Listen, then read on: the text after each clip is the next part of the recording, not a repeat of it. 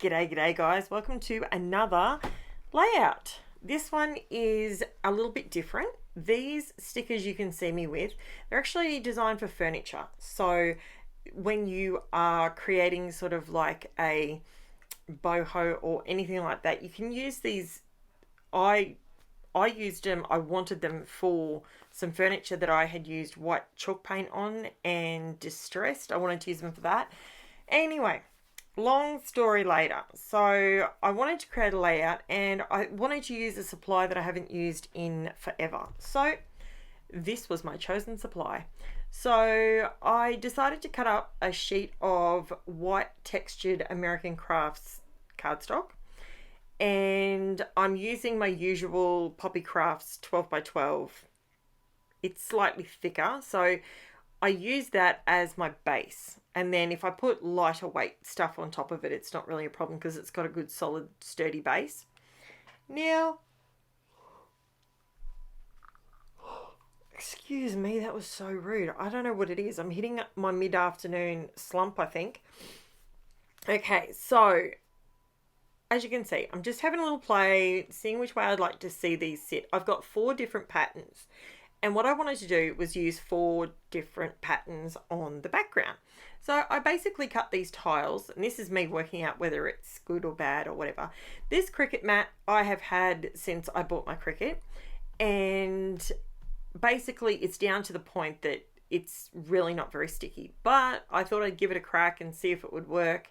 As you can see, it doesn't really hold everything very well, but I keep my old, I apologize if you can hear dogs barking because that's my neighbor's dog and someone walking down the street. So they're letting us know that they're there. So I'm surprised that my dog, who is in the craft room with me, is not barking. Please don't bark, Lex.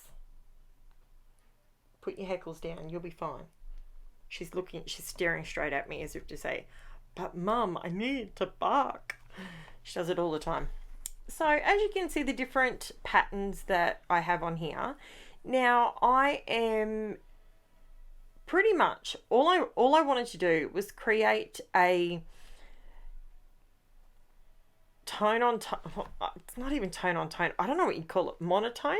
Well, I don't know. So I'm just putting through some distressed texture paste, and I had a couple of different options sitting right in front of me, and I thought, you know what, I might as well use this one. And it went through quite nicely, and I was really happy with the end result. I didn't want to color it and then put it on there. I wanted it to be white, so that this was the difficult bit. Does it look hard? It felt hard. So basically I'm just creating a pattern on my plain white cardstock. That's on my American Crafts textured cardstock. So there's lots of texture on there. And then when I glue them down, it's going to give me different patterns, sort of patchworky looking, I suppose. So I've got some with flowers, I've got some with roses, I've got just a geometric pattern, and I think there's water splashes was the other one. So yeah, water splash. Well, I think that,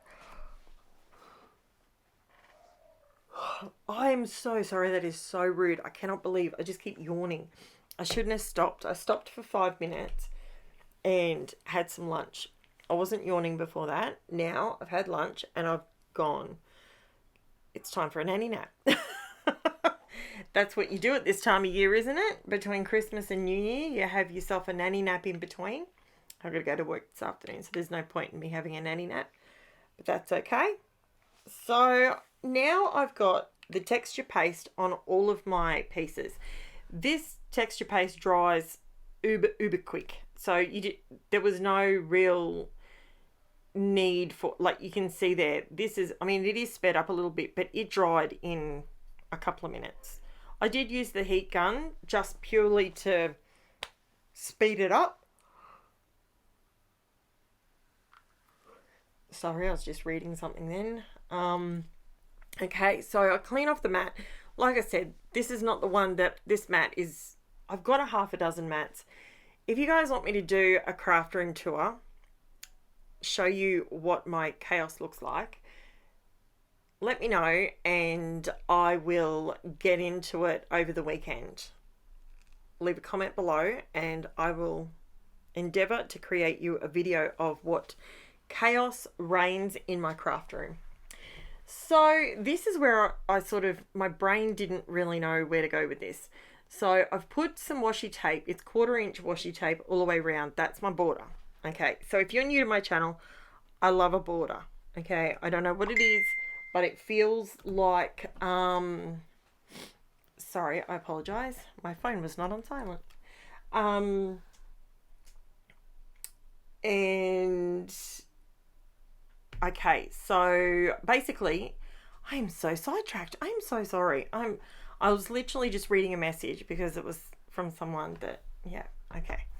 So I put the border around the outside and then I sort of just sat here figuring out, there was no real pattern with the patterns in the background. It was just find them so they all fit across perfectly on an angle. And yeah, that's what I did. Okay, I was just waiting to see, did I glue them down at this point? Okay, so I did leave a little gap between them, and the way I trimmed them off, I just put my T-square ruler down and ran up the side where the washi tape was. That way I knew I would end up with my border all the way around. Super simple, not complicated. Anyone can do that. And that way you get nice straight border. I've got a little bit of a gap between my tiles. And yeah, it totally works. Then with the leftover bits, that's where I come back and slot them into the triangle parts that are missing a bit, you know, like just up the top there, I'm missing a tiny little piece. So once I stick it back down, and then I do come back with glue and glue these down properly. But at the moment I'm just using some adhesive tape runner. I use the, what's it called? I did have someone ask me the other day what tape I use. I use 3L Easy Runner strips. That's what I use. And I do have the gun, but I tell you what, I'm not buying any more of them because every single one that I've bought, I can't use. The tape runner just gets caught in it and it just doesn't work. It drives me nuts. But the little tiny one is awesome, which is great for my hands as well. That's why I haven't bought a big ATG, because my hands, they like things small and light. So anyway, so I'm going through and that's what I was using. You can see the tape runner there off to the side. And I just buy the refills and it just cuts down on rubbish, etc., plastic, blah blah blah. Makes sense? Cool. So what's everyone been up to while I've been waffling on and yawning and carrying on like a pork chop? I'm not even tired. I slept perfectly last night like a log. And yeah, so what else have I been up to? I've been, look, to be fair, I've been scrapping and getting ideas ready and trying to get some pages ready so that I can then sort of start on my 2023 series. That's what I want to do. See, I zoomed in there a little bit so you could see it. I know it was quick, but you can pause the video if you want to see it up close. But don't forget, if you jump over to my Facebook, the link's in the description, Facebook or Instagram, that's where you'll find my photos of my layouts. And I zoom right in. Like, these photos are not designed to be amazing or anything like that. They're just designed. I think I need coffee. That's it. No more sugar. I need coffee. I'm going to go make myself a coffee as soon as I finish doing this voiceover. I apologize for the yawn fest. It's driving me crackers. It's only 1:40 in the afternoon. I should not feel like this right now. Okay, so I'm just trimming my photos down. Now, I print my photos. I have an Epson printer, and it is an Epson, let me think of it off the top of my head, 8600. It's a photo printer, and it has 6 different color cartridges. I print my photos in that, and I print them with a white border because it just saves on cardstock, to be quite honest. Now you can see me pulling out my trusty distress watercolor pencils. These things, you are going to see these so many times because these are going to be my new pigment of choice options when I want to make a watercolor effect. This is what I'm going to go with because you can see I just sharpened it. Okay, I probably did a couple too many twists, but the pigment is out of this world. It's nuts. So all I'm doing is just putting a tiny dot of water on it, just sort of massage it around a bit, and it just dissolves. It is so good. These things, and look how opaque they are. It is, seriously, I'm going to use them so much. Every time I want to reach for a distress oxide, I can see myself reaching for these watercolors. Now all I want Tim to do is create the next tin so I can have, you know, Uncharted Marina, and, you know, so I can have the other colors that I really love, that I lean towards a lot.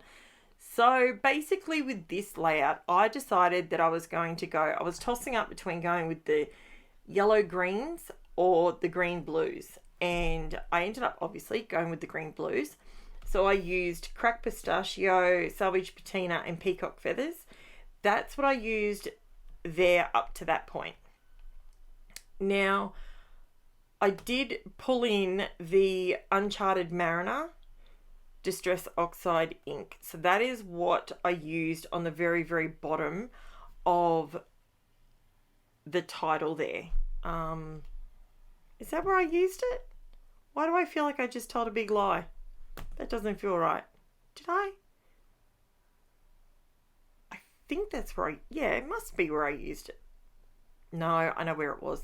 Okay, so I used peacock feathers, salvage patina, cracked pistachio on the title, and then I pulled in Uncharted Marina when I decided to do... Didn't I make that look easy?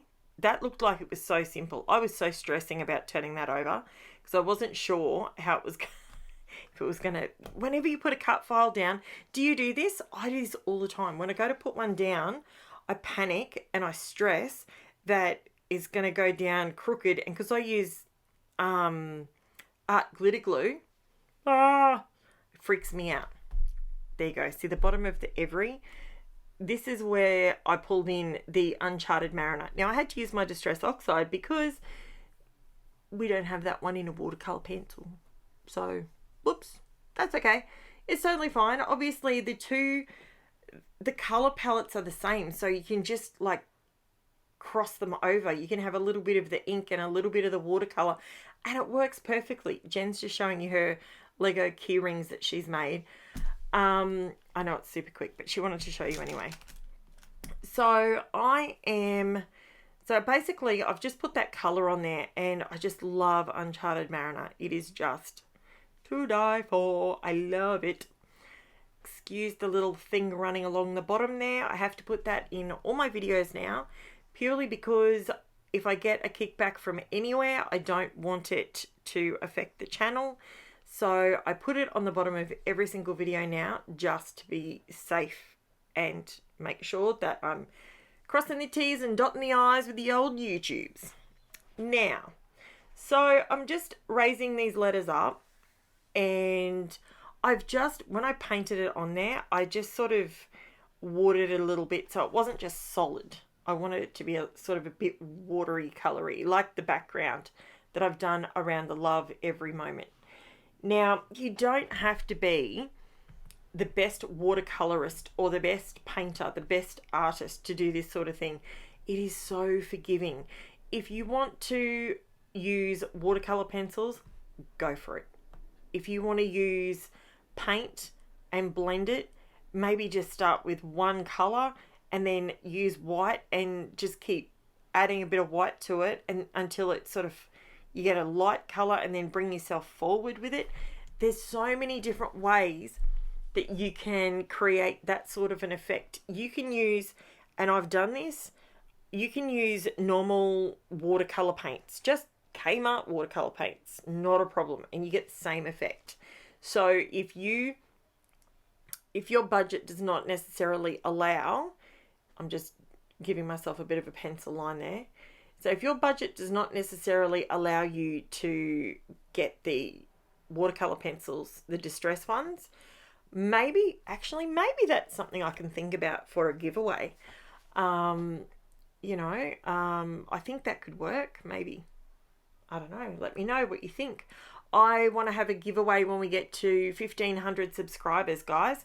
So if you know any of your friends that watch, your scrappy friends that watch and they don't subscribe, tell them they have to subscribe, because as soon as we get up to 1,500, I will be giving away an awesome prize. I'll have a couple of prizes like I did last time, and it is going to be awesome. I have a great idea in the back of my head, although I did just get the idea to do watercolor pencils. I'm not sure. Nothing's set in concrete. Okay, so here's the peacock feathers. Now, I could have reached up and grabbed the oxide, but I figured I'll just use the watercolor pencils. The tiniest bit of lead, watercolor pencil, the bit. There's no wood, so it's the ink in the pigment in the center. Look how strong it is. Look how bold it is. So all I'm doing is I'm doing it this way so that I can meld them together so they can sort of run together. So I've put the oxide. I don't mind if they mix. I want to see a little bit of the cracked pistachio, bit of the salvage patina, a little bit of the uncharted marina, and all it's doing is highlighting the texture paste that I put on there. It's giving my photos a base to sit on, and it looks really technical, but it's not. All you need is a stencil of any description. You could make all these tiles. You could make them bigger. You could make them 4x4. You could make them, my tiles are 3x3. But you could make them larger. You could put them on there and not take them right to the edge. You could use some metallic paint in there with that and create lots of shimmer and shine. You could use a stamp to create your background. You could stamp it and then use your embossing powder and emboss over the top of it. So then when you come in with your watercolor, it's going to work as a resist. You could do it like that. There is so many different ways you could create this kind of layout. And if you give it a shot, please share it over on the Facebook group, because honestly, I absolutely love seeing how I've inspired. Sorry, my daughter came in with jelly and cream.